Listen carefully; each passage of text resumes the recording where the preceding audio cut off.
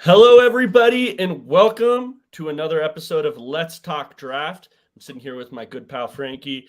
We have a good episode ahead. We're talking cornerbacks, but first, Frankie, how are you doing today, man? Doing great, doing great. For anyone who saw, I switched it up. I went with the karate chop intro instead of the finger gun. So we're hyped up. We get to watch some cornerbacks today.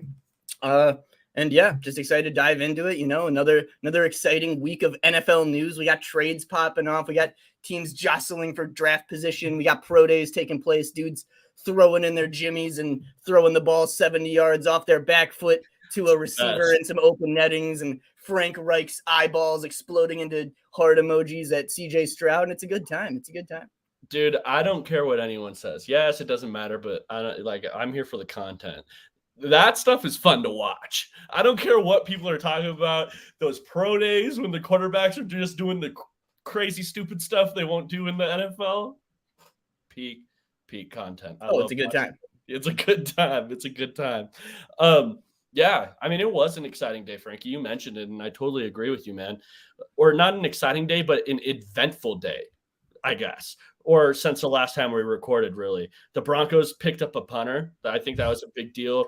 He's back. Football nerds here. So that is a big deal. So many games, I feel like at the end of it, you're like, well, maybe if we got a few better special teams plays in there, the Broncos could have won, especially in years past where the Broncos have been so bad and struggling in special teams. So any investment there, any improvement there, I'm going to be happy with it. So the Broncos picked up Riley Dixon, the punter, got rid of Corliss Waitman. There was a lot of talk about whether that would be a competition, but nope, it was not. Riley Dixon is the punter for next year. Frankie, how do you feel about that? Is that an improvement on Corliss Waitman? It should be. Corliss didn't have the best start. I believe last year was his first year. I don't know. Corliss didn't get to have much time, didn't really seem to show too much. So I don't think it's a bad decision to get to move on. Riley Dixon gets to come back to Denver. And like you're saying, it's never a bad thing to have a better punter in the building, a decent special teams unit. That's something that the Broncos have kind of emphasized a little bit this offseason with bringing in new head coach or new special teams coaches and all. So hopefully Dixon can help out with that. And with the mentality they're trying to go towards, which is a bit more of this run the ball, kind of play a bit more of the clock, I'd say field position is definitely going to be a big part of that, and having a good punter helps with that. So smart move, I'd say. Yeah, I mean, and it definitely does. I totally agree with you, but I don't want to spend too much time on punters. People don't want to hear about punters. Let's talk about the KJ Hamler injury. That came out today, and that is a big deal. I feel so bad for the guy, Frankie. I really do. I feel terrible. They say that he should be okay by training camp, but man, the injuries just keep on coming. And he's been vocal about his mental health and stuff like that, especially during these times where he's trying to recover off of injury. To then tear a pec is like, that's terrible. I hate to see it for the guy, especially for a player that I loved out of Penn State. We just have rarely been able to see him even showcase his skill set in the NFL. So, give it to me. What do you think about that KJ Hamler injury? Just devastating, man. I mean, it really sucks. So it's great to hear that hopefully he'll be able to make it back by the season. I believe Pelissero said it's only supposed to be like a 4 to 6 month recovery time, which does kind of line up decently with him being back right for the beginning of regular season if it does take the longer end of that.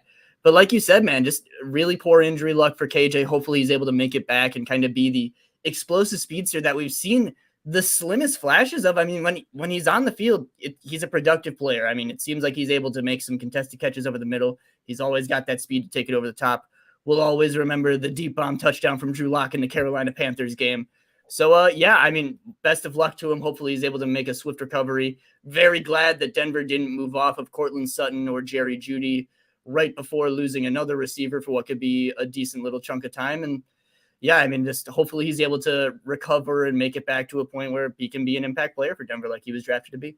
Right. And I always tell this story on here, but man, I went to every single Broncos training camp 2 years ago. Drew Lock and Teddy Bridgewater battling it out, and we were getting crazy reports. Everyone was saying, I had to go see it for myself. So I went to almost every single training camp, and my biggest takeaway from that training camp is this KJ Hamler dude is going to be for real. When I tell you he lit up that training camp, nobody could cover him. Nobody. He looked like one of the best wide receivers on the field. Obviously, his skill set is really good for a training camp-esque environment. But he did look really good. And then even into that season, he looked really good until, Teddy Bridgewater threw that hospital ball up, and that's all she wrote. So I was really hoping that he would come out this year on a contract year and be able to showcase his talent. It's really devastating, honestly, that he had that injury, because he brings a different skill set to this Broncos unit as well. I think that's lost in it.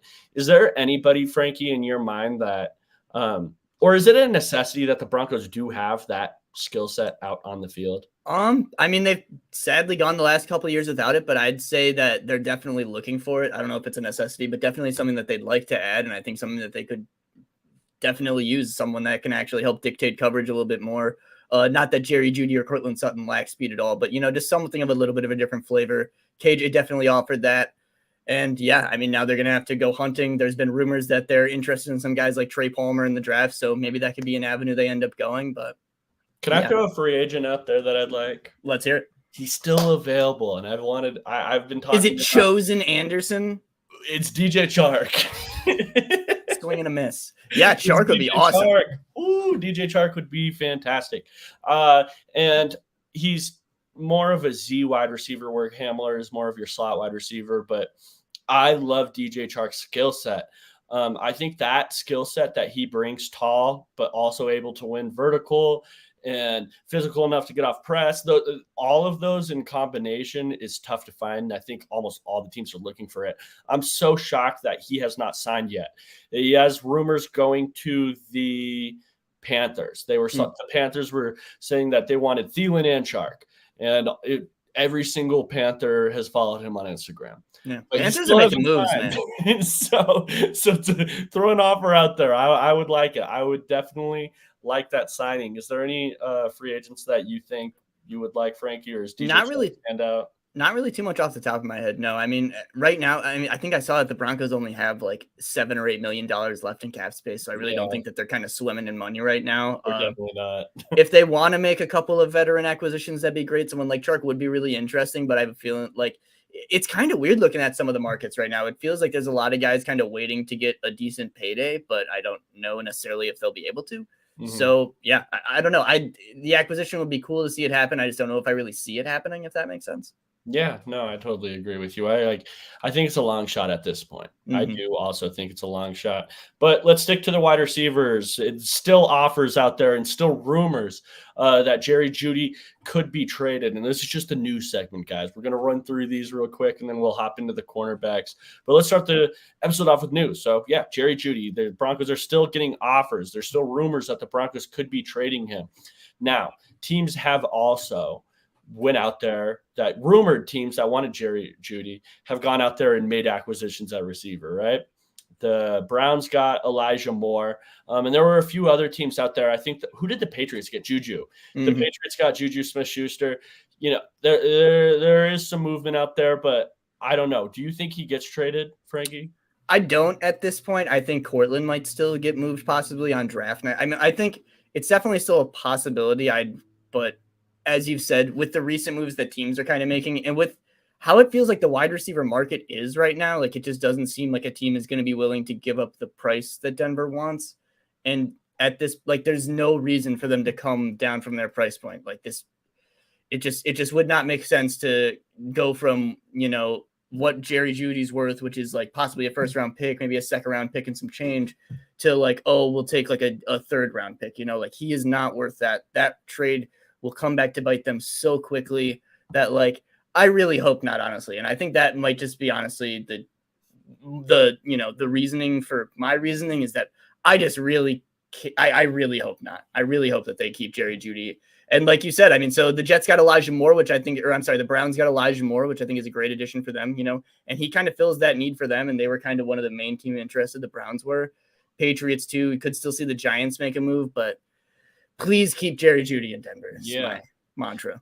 I was shocked at how little Elijah Moore, because I think it was that they moved back 30 spots, right? It was from the first round pick to the second round pick. That's not exactly it, but it was 30 something picks, I believe, was what the trade was at the end of the day. And I thought Elijah Moore would get more.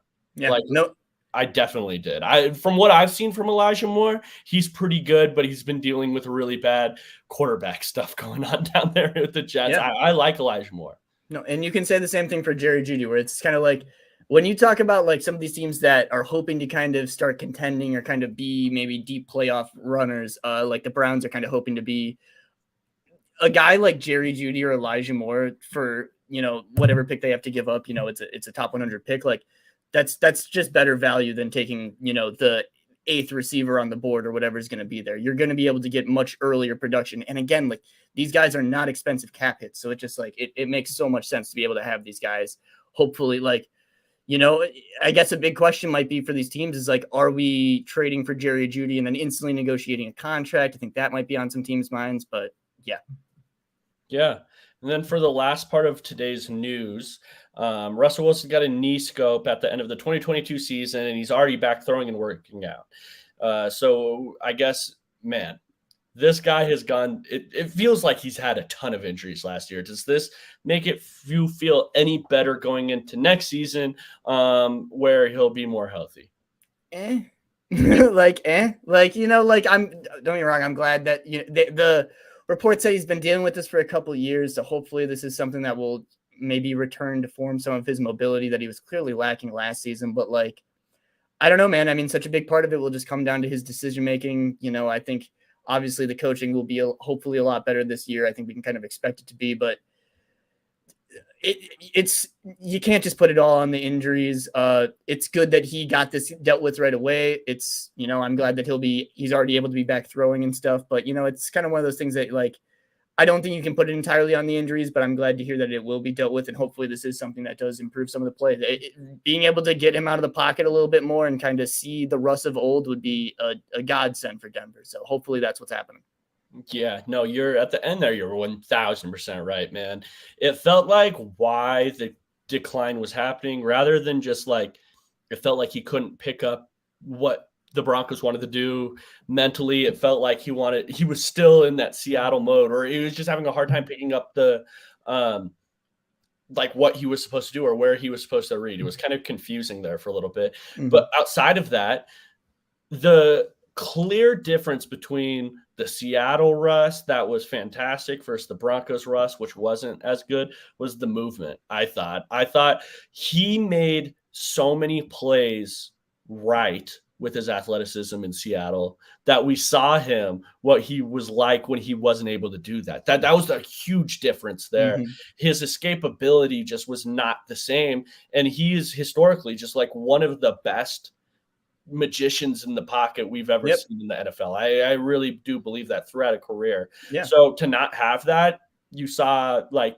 the downside. It was not good whatsoever. Yeah. So no, I think I totally agree with you. Yeah, I think Russ is still one of the like top 5 NFL rushing quarterbacks of like, yardage wise of all time for rushing yards. So yeah, I don't even think he had 200 total rushing yards last season in Denver, which is like crazy low for him. And it's not like Russ is like Lamar Jackson. It's not like he's a complete running quarterback, but taking away that element out of his game is going to hurt him so much. So being able to get that back will hopefully be super big for him. Kind of makes a little like, and again, this is kind of one of those things where the Jared Stidham signing it makes sense. This is a team that's kind of understanding that this is an aging quarterback that like, while the Russ of old was Mr. Iron Man, you don't really have to worry about him missing games. It feels like at this point, you'd almost rather, I don't want to say rather Russ miss games, but if Russ gets to the point where he was last year, where he's banged up and these injuries are hampering his ability to play, you'd rather have the option to have him sit for a couple of games. And if this is a team hoping to make a wild card push or something, have him be fully healthy for that back half of the season or something. So it makes sense there too. Yeah, 1000%, Frankie. But let's get into the main topic of today's show.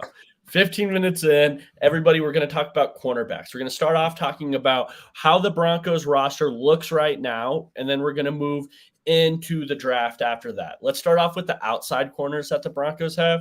They have Patrick Surtain, Damari Mathis, Jaquan McMillan, and new addition Tremont Smith.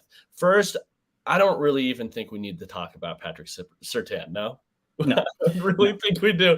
Patrick Surtain is amazing. I thought he was the best corner in football last year. I thought second was Darius Slay, but I thought Patrick Surtain was clearly the best. I really did. Throughout an entire season, he had a couple games where it was like, okay, he could have been better. But for the most part, he was a lockdown guy. He was fantastic. Technique, amazing.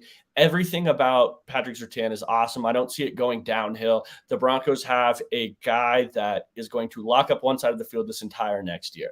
So do you disagree, agree? Is there anything, or should we just move on? Completely agree, man. Patrick Surtain's the best corner in football. He is an absolute luxury and joy to watch for this Denver Broncos football team, and a reason to watch them every week, honestly, even when they're bad. Yep, 1,000%. Okay, second. After Patrick Surtain is where it gets a little spookier.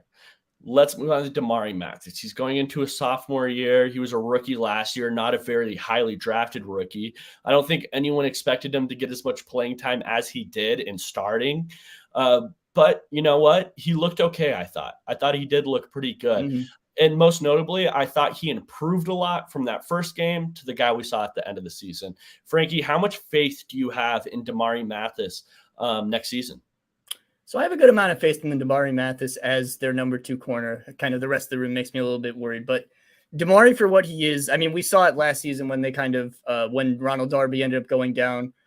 He was able to step in, and after the Chargers game where he had kind of had the DPI situation, kept playing his own game, kept being a physical, scrappy corner. He's not going to let you off the line with any free releases. And, he's a competitive player, man. He's really fun to watch. He wasn't the best tackler last season. That's hopefully something that he can get cleaned up, but I think that will get kind of better as one of your favorite trends as he gets that offseason peanut butter put on him a little bit. So I think, he's a player that I'm very hopeful for. I think the future for him is very bright. I think it's kind of one of those things where, this shows kind of their faith they have in Christian Parker. This is a team that believes in their secondary coach's ability to develop these young corners. You see the guys like Patrick Surtain, Damari Mathis. We'll get to Jaquan McMillan in a second, but they believe in his ability to kind of make them play at a serviceable level for them. They don't think that they need to spend the extra money bringing in a veteran. Maybe we still see them bring in someone towards the back half of free agency, but as it stands right now, it seems like they're willing to trust in the youth. And I'm worried about the rest of the room, but Damari Mathis is a guy I believe in. I think, he was a player I loved coming out last year, a player I really enjoyed watching at Pitt, and seeing him play in Denver last season. And like you said, just grow week after week after week, but never lose sight of his own game was just a joy. So I think Damari Mathis is going to be great this year. Yeah. And Frankie, I asked PJ Locke about Damari Mathis, and I thought he gave a really cool answer because he agreed. He was like, he is growing a lot. I even brought up okay, his tackling wasn't so good, but you can teach it out because at least he's really aggressive. You would rather have a corner that's super aggressive in tackling than one that's not. You can't teach mentality, right? And that's something Damari Mathis has. PJ brought up some drills that they had him going through last year that helped him a lot in tackling. So I think that'll improve. I have faith in Damari Mathis. I do. Do I think he's going to be a lockdown corner like a Surtain? No, I don't think he's that guy. But a serviceable number 2, why not? I definitely think he can be. But I would prefer some depth in this room. I would really like another guy. Damari Mathis going into a sophomore year. Why not bring in a guy that could compete with him for that number 2? That would be ideal, I think. If the Broncos had the money and you could go out and do it, I would definitely do that. But let's move on to the next. You mentioned him. Jaquan McMillan is the next guy. And then who is the other person? Let's see. Tremon Smith. Tremon Smith from Houston. We just signed him in free agency. He is a kick and punt returner specialist. He's fantastic at it. Who do you think wins out there? Do you think you should expect anything on the field from them this year if you're a Broncos fan? So, I mean, as much as it sucks as it currently stands, you kind of have to. The way the current NFL is set up, guys, you're going to be playing your outside corners just so much. So I'd say Jaquan McMillan, as it currently stands, being the third outside corner, he's a guy who might end up getting some opportunity. And in the couple of games he got last season, looked pretty decent. He's another guy that kind of has a lot of peak athleticism, if I'm remembering correctly. And then outside of him, so Tremon Smith is interesting because he's a guy who hasn't gotten much opportunity in Houston, but it seems like the few times he's gotten the chance to play, he's done decently well, actually. He recorded a couple interceptions last season against Dak. Pretty decent player, it seems like, but he's never had the chance. I believe he's only maxed out at 200 defensive snaps in his career so far. I believe he's played for 4 or 5 years. So not necessarily a guy with a ton of experience. So it'll be interesting to see how they handle that. But like you said, I expect them to kind of bring in some competition, though I think it'll be probably a draft pick. I really think that they just believe in their ability to draft and develop players, whether it's in the secondary or just on the defense in general. And I mean, it'd be kind of weird, I think, at this point with like I was thinking this when they were considering moving. Like there was rumored that if they were going to move Judy, that there was Greg Newsome's name was thrown around a little bit from the Browns. I thought that was interesting because it's weird. Like, well, that would be cool. Like for like I don't want to say from a fan perspective. Like I would like that for the player.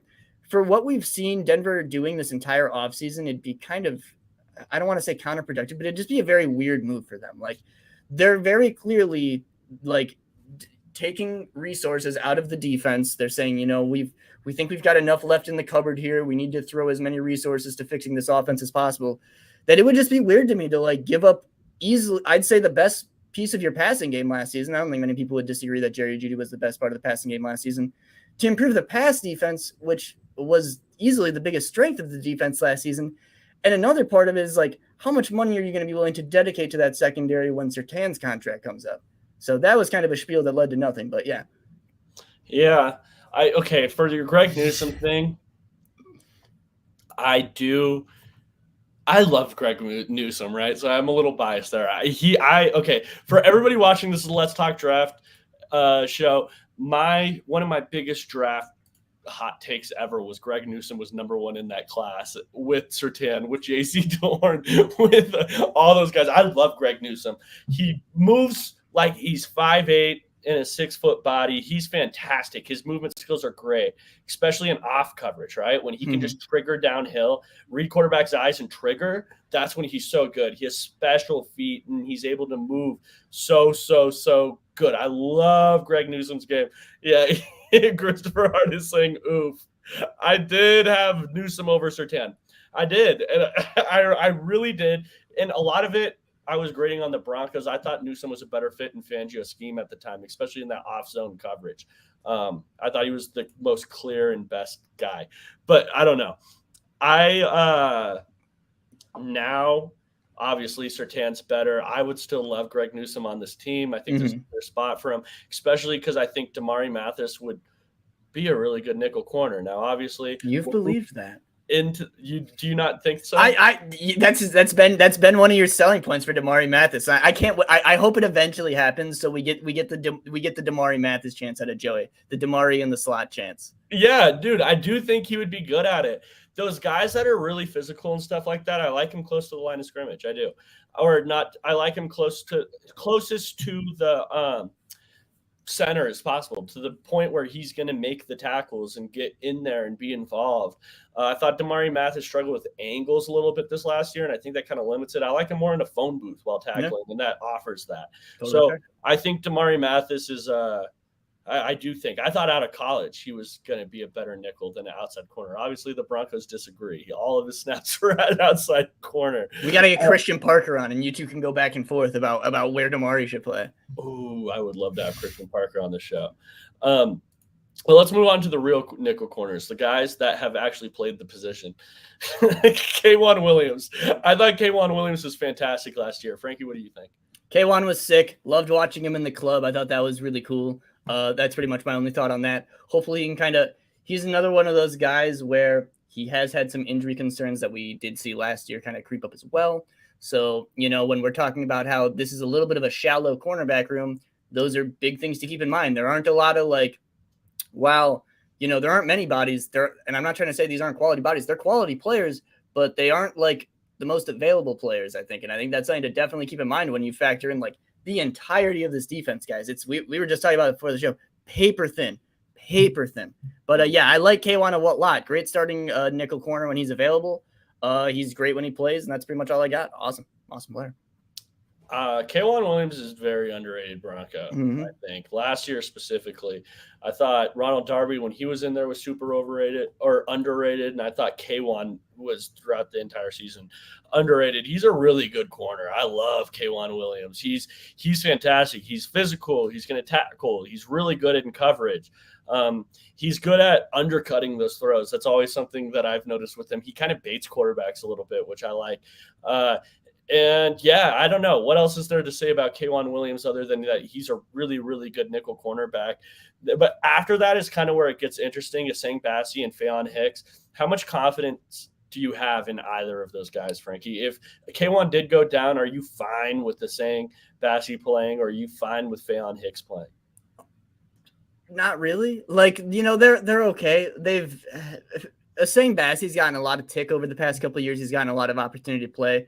I don't think he's necessarily been like bringing down the entire defense, but I don't think he's necessarily been a bright spot at any point either. I don't think he's necessarily made too many plays so far. And then Faion Hicks, I think Faion Hicks was pretty rough last season, to be completely honest. So yeah, I think like they probably need to get a body that can kind of rotate in and out of like the backup safety kind of nickel spot. We did see Caden kind of do that a little bit last year, or PJ Locke, but it'll be kind of interesting seeing how they kind of manage that position, because I mean, as I'm trying to point out, like K'Wan has missed a fair number of games, especially, I mean, already in Denver, he's missed a couple of games. So it's kind of like you can almost expect that one of these guys is going to get the opportunity to play at one point. And I mean, these guys just aren't necessarily the cream of the crop. And especially when you're in a division, as we're going to, forever say, with Patrick Mahomes and Justin Herbert, where they can throw for 500 yards and 6 touchdowns. So, yeah, I like Sang Bassi as a depth guy.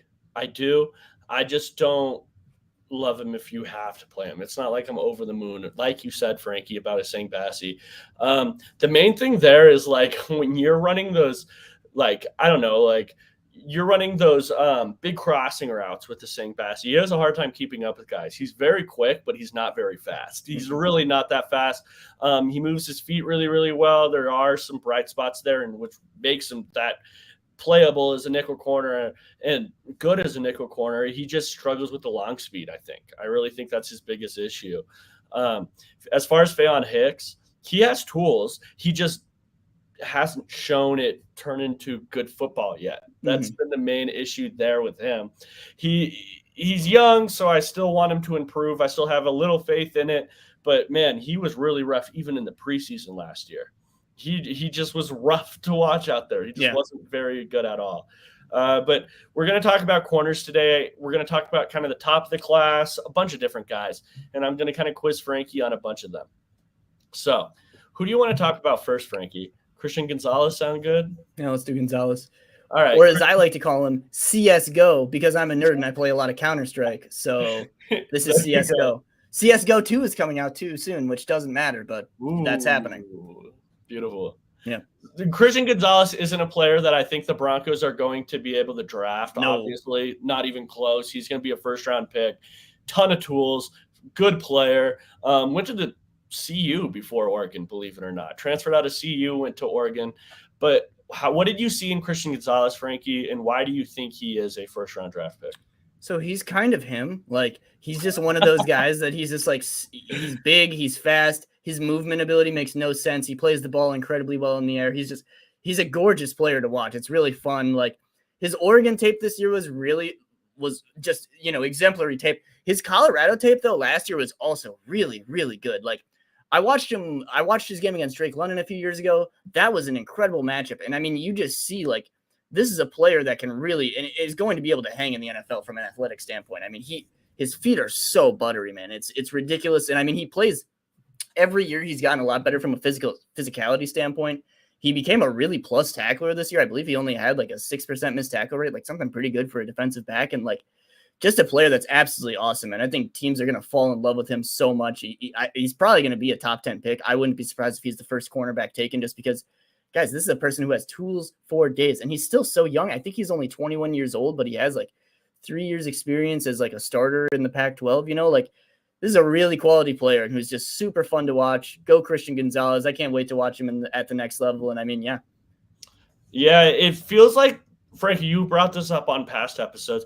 It feels like the NFL is going in a certain direction where you want these big and tall and long cornerbacks on the outside, like not just tall, but like really tall. And Christian Gonzalez is one of those guys. Pat Surtain is one of those guys. It feels like that's the way the NFL is going. But you can still move really, really well. Mm-hmm. The first thing that stands out of Christian Gonzalez is the traits, right? That is what really stands out about him. There isn't a matchup you don't really love for him, because there's a bunch of corners out there where it's like, you know what, the Broncos probably have an advantage with Jerry Jeudy this week because I don't think this corner can cover him for whatever reason. Maybe his hips aren't very great, where you would prefer him on a Mike Evans or something like that. You know what I mean? And I don't believe Christian Gonzalez is a guy where I feel there's a ton of bad matchups. Do you agree with me there? No, I completely agree. I mean, he's got the hips and the long speed that your fastest receiver, he can run right with him. He's got the size and the ability in the air that like your biggest receiver and your strongest receiver in the red zone, he's going to be able to go up and knock the ball away. If you've got one of those like 215-pound gadget type receivers that you need to get tackled on a bubble screen or something, he can come up and do that. He's exactly like you're saying. He's a defensive coach's dream because there's really no situation you can put him in at this point. He does need to do a little bit of work on some of his press technique, I think, but he wasn't really asked to do too much of it at Oregon. But like, this is a great player, man. This is a guy that moves so well and can clearly be taught to do so many different things in the league. A great ball of clay for any coach that just wants to, have really the next like elite talent at like lockdown corner. I really think he can be that, Is there a specific type of coverage you like him in more? Do you like him as an off corner, a press corner? You said he kind of probably off. Like him playing off, man, is so fun to watch just because like he maneuvers through like, guys coming up to him so well. Like he's really fun to watch in that sense, but really I think you can play him pretty much anywhere. Yeah. And like you said, he's going to be a player that, like, if I were the Broncos when I had Vic Fangio and Donatel and those boys coaching up my secondary, or I guess the Broncos still have Christian Parker, I would love to have Gonzalez, like you said, because he's a moldable piece of clay. You can make him into what you want him to be. He has every single tool to be a fantastic corner there. How early do you think he goes, Frankie? You said the number one corner, but what range would you give him, you think? I think he might end up going like 6 overall. Like, I think he could literally end up going to the Lions at 6. I think he could be like right after Will Anderson, depending upon how teams view the Jalen Carter situation. Like, he could be the second defensive player taken, I think. Shoot. Yeah. I love that. No, that's cool. Yeah. And I guess like he's part of like what's a pretty good top heavy class, I think, at corner in a draft class that isn't very great just in general at the top. Cornerback stands out. Yeah, no, that's something like to emphasize you guys. Like, I think every guy we're going to mention that are like the top guys, like really any of them could end up being like a person's CB1. Like, the reason I'm going with Gonzalez is because I really think that like NFL teams are just going to fall in love with him, and truly his versatility just makes it so like I think any coach is going to look at this guy and be like, I have a place on my defense for this player right here. Like, that's what I see out of him. Yeah, no, totally. Let's move on to Devin Witherspoon here. This is a player I really like, and Frank, you put me on early. Physical, he's going to come up and hit you. He's going to talk a bunch of shit after. Yeah. Witherspoon for that reason. He's exactly my type of corner. What do you see in Devin Witherspoon that makes him special or that stands out in this class? If there was I mean, sports aren't all a physical game. There's a lot of mental stuff to it. You want to get in your opponent's head. You want to get in their face. You want to, make them hear footsteps before they're about to make a catch. Devin Witherspoon gets in your head. He owns acres of Big Ten receivers, real estate in their brains. Like, this dude is on your ass from the jump. He's bullying you off the line. It does not matter if it's a pitch the other way and you're just trying to jog it out, like, oh, this play's not going my side. Let me build up some stamina. I wonder what kind of Gatorade you got. Pop. All of a sudden, Devon Witherspoon is teaching you something. Like, this is a dude that loves playing. He loves the game. He plays so instinctive and plays so fast and free. It's so fun to watch him. It's so crazy because I think Devon Witherspoon is the people's CB1. He's really like, I feel like every year there's a corner or two that people just like. They love seeing the physical traits. They love the instincts. You love the shit talking. You love even when he didn't do something to create the incompletion, he's finger wagging at the receiver on the ground, letting him know. Devon Witherspoon is just a ball of joy, man. He's so enjoyable to watch. Like, the way, like, again, there's just really nothing more to put it. I can talk all day about like how he plays against the run, the way he's able to kind of read out screens and the things he does there. But really, I think the thing that makes him such a sellable player to people, like, I don't want to say it's like Eli Apple, but it's kind of one of those things where like, man, like it's an extra level. It creates a little bit of extra juice on your defense. It gets the other defenders going. Like, this is a guy that like he's like, if he gets put on a losing team, he's gonna whip some asses into shape on that losing team, and that's just really exciting to see. Like, Devon Witherspoon is awesome, man. I love hearing it. I mean, I love Devon Witherspoon as well, and thank you, Frankie, for putting me on. Obviously, he's one of the best corners in this class, but I had to go watch Devon Witherspoon, and he is fantastic. I love watching him. But where do you think he gets drafted in this class? Is he a first round guy in your opinion? Mm-hmm. I think he ends up probably being like a top 20 pick. I think, as we're going to kind of point out, and like you were kind of saying, like the top part of this draft, I'd say like the top like 8, maybe 10 picks, I think you can kind of really dice out and say who's going to be taken there. Like, there's, I'd say, an obvious like top 6, top 8 guys. But after that, I think it's going to be a free-for-all. And I mean, a guy like Devon Witherspoon, I think, could easily see himself getting taken a lot higher than people expect, just because I think coaches are going to fall in love with this guy. And I mean, the tape itself, it just speaks for itself. I mean, this Illinois defense was so good this year, and he was the leader of it, one of the leaders of it. Their defensive tackle was also very good. Yeah. Okay. Well, there you go. Yeah, you were putting me on the Illinois people early, man. Before the crazy defense, top to bottom too. Yeah. Like their safeties, Sidney Brown and Martin, are really good. I can't think of the defensive tackle's name, but like, yeah, that whole defense, Illinois, I'm a big fan of what Illinois is doing. Beautiful. Julius Brents. Frankie, what do you have on Julius Brents? Kansas State. Tell me about him. I have a dream of Julius Brents and Patrick Surtain playing opposite of each other, because Julius Brents is just so long. Julius Brents should be playing in the NBA as like a really good defensive wing. He should probably be playing for the Nuggets. Hey, they could use an extra defender. But like this dude is going to be locking dudes up at the line. He is nasty. His press technique is probably one of the best in the class. And like, this is a guy, when you see like his ability to kind of take bumps off the line and kind of obstruct a receiver's release point, but still be able to kind of keep his balance, kind of keep his footwork going, keep moving upfield. He's just an impressive player, and one I'd be really enticed with. Tested really well.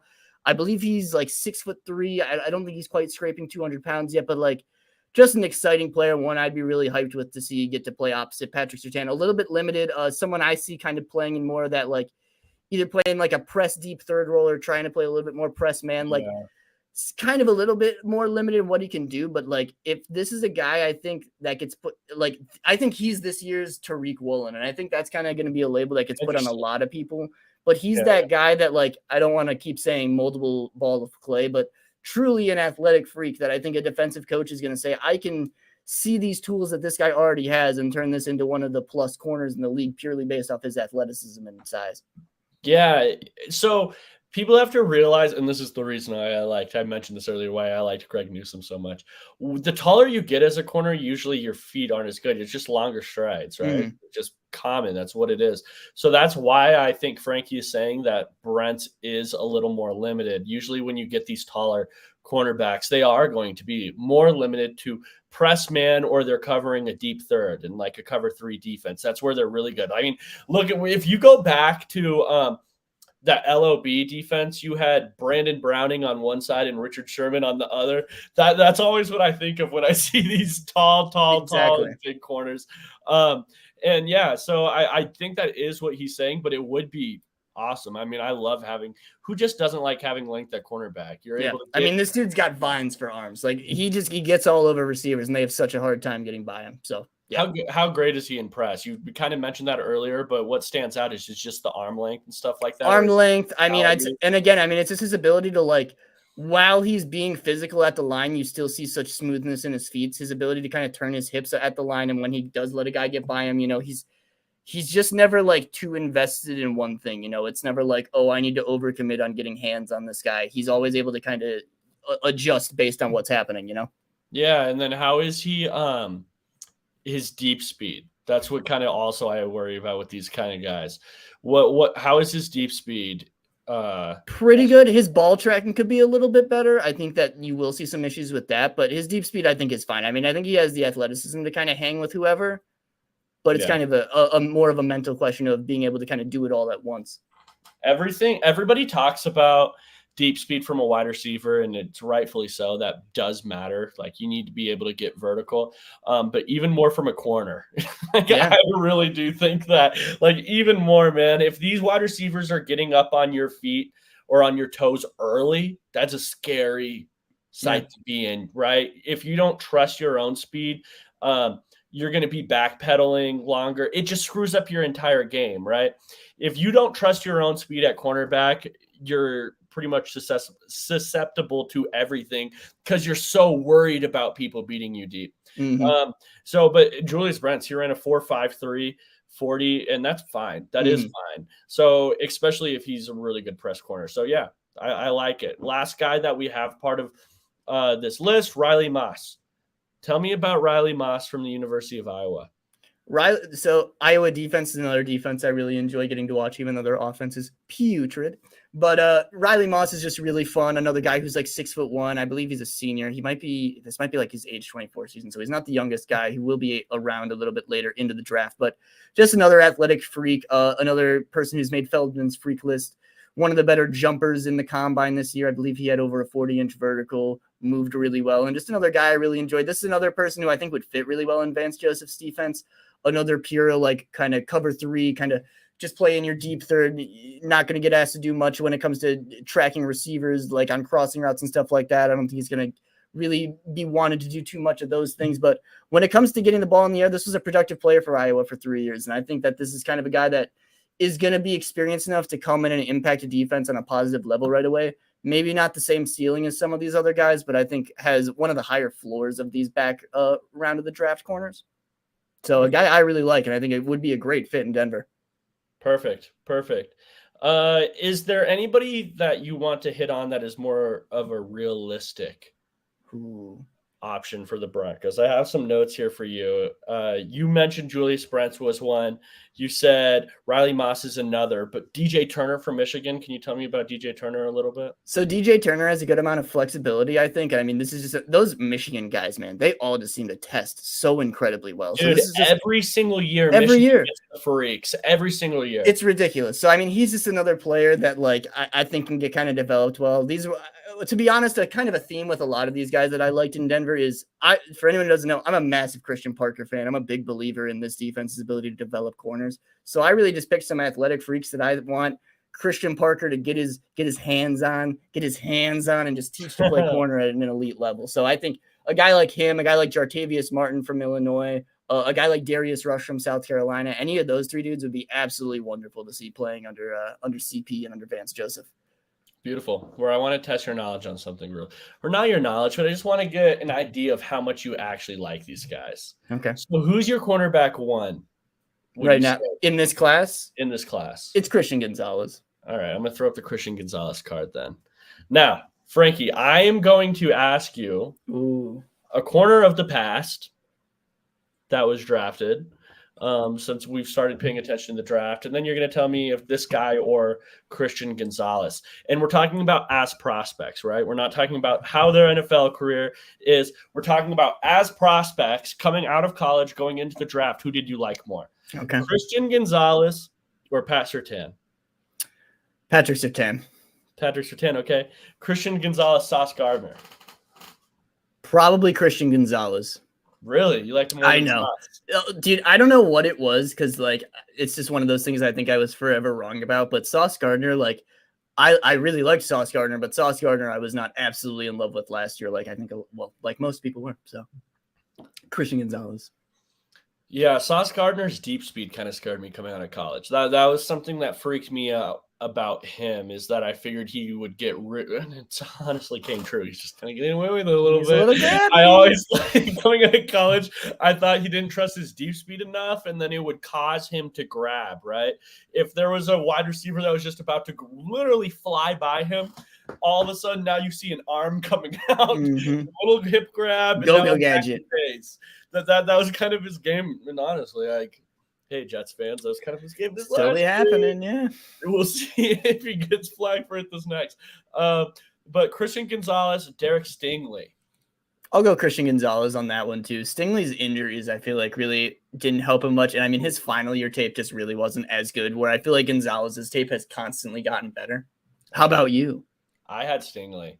I had Stingley over Sauce, even. I just like that one type of corner. I really do. I loved Andrew Booth last year, and Andrew Booth was like my CB1, which was like not great. But you know what? We still believe in it. Andrew Booth is going to be incredible for the Vikings this season. Okay, and then last one I'm going to ask you here. Christian Gonzalez, J.C. Horn. J.C. Horn. J.C. Horn is probably my favorite corner I've scouted. Really? Like I love J.C. Horn. Okay, now I know what type of corner I was J.C. Horn over Patrick I Surtain. know. Like I loved J.C. Horn coming out, and I still love J.C. Horn. He still had when he's healthy, he is damn good for Carolina. So I'm a big J.C. Horn believer. So you like the J.C. Horns of the world. Okay, that's your type of corner. The really Joey Porters. No wonder you have Julius Brents on this list. No wonder you love Devin Witherspoon so much. Yep. I see the type of route it's you're all going. making Why sense. Christian Gonzalez is coming together now. Yeah. All right, cool. Let's move on to a next one here, Devin Witherspoon. I'm going to go down the same list. Did you like him more than, or not the same? Did you like him more than Derek Stingley? Yes. Really? You like Witherspoon more than you like Stingley? Yeah. It's tough to look back because I think again, man, Devin Witherspoon is my type of guy. The injuries scare me a little bit with Derek Stingley. And that final year tape out of LSU for Stingley just wasn't what it should have been. And I know that 2019 was just incredible, but I like me some Devon Witherspoon, and I'm a recency bias guy, I think. I totally get it. These are two different type of corners. It was Derek Stingley's just unteachable traits that got me there. I was like, oh my God, if I've ever seen a cornerback with cornerback one traits, it's Derek Stingley. Yeah. That's what kept me in it. I was like, this guy, his feet are insane. He can move with anybody. Fast. He's tall. He had every single trait down where it was this guy almost is undeniable when you match that with what he had that 2019 film. I almost was I'm not even acknowledging this other tape because he had such a, I don't know. Now that he showed me that and I know what he can do moving wise, I was or physically, I was okay, I love him. But Andrew Booth, Devin Witherspoon. Man, these are my two children. I'm being forced to pick between my two children. I'll probably go Witherspoon because Booth also had some injury issues coming out, but that one hurt me. So I'll probably go Witherspoon there. I feel like I'm not being consistent, but I'm going Witherspoon.